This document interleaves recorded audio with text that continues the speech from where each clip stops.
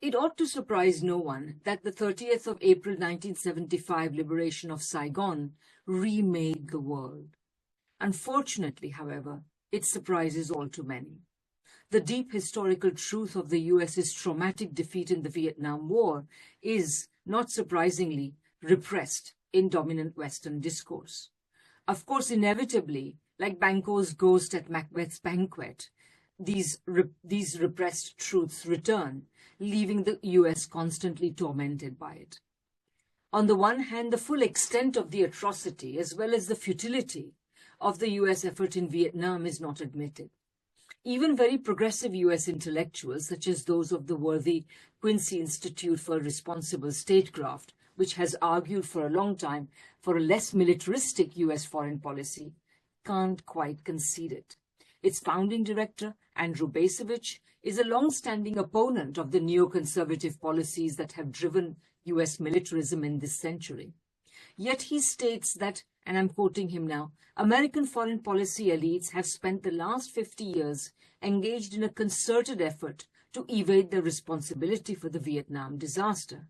And that, again I'm quoting, yesterday's mistakes become the basis for tomorrow's actions, end of quote.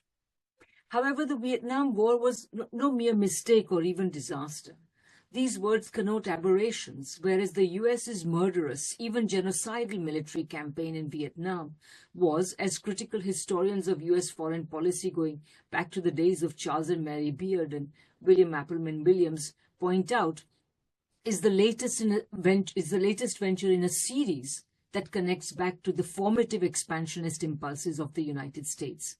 Impulses that were recharged in the 20th century, when US ruling elites acquired their lust to replace Britain as imperialist in chief. On the other hand, Vietnam has haunted the Pentagon ever since its historic defeat 50 years ago.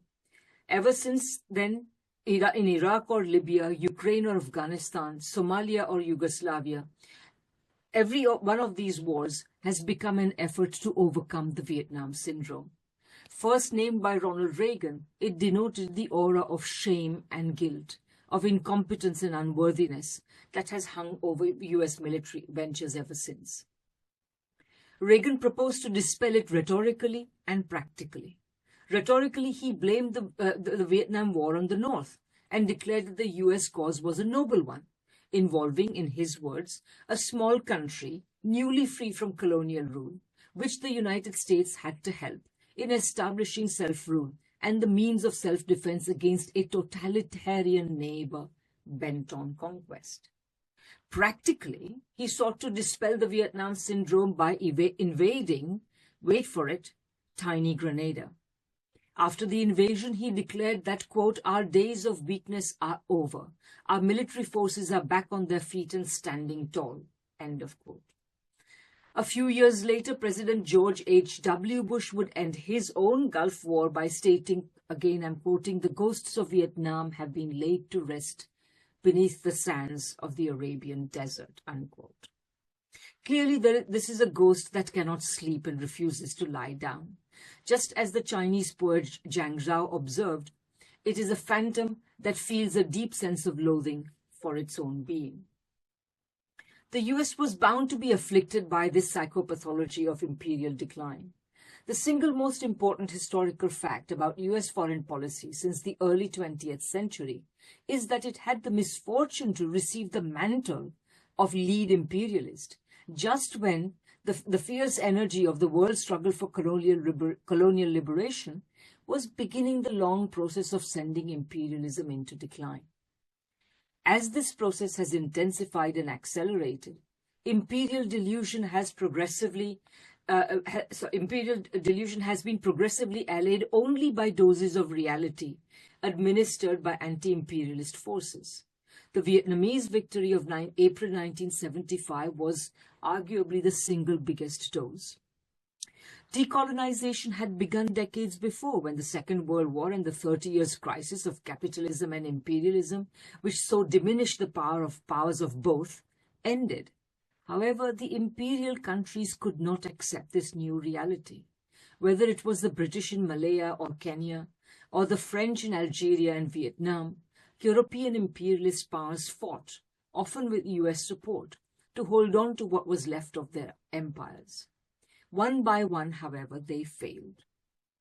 Perhaps because in the Vietnamese case, the resistance to imperialism took a communist form, the strongest form there is.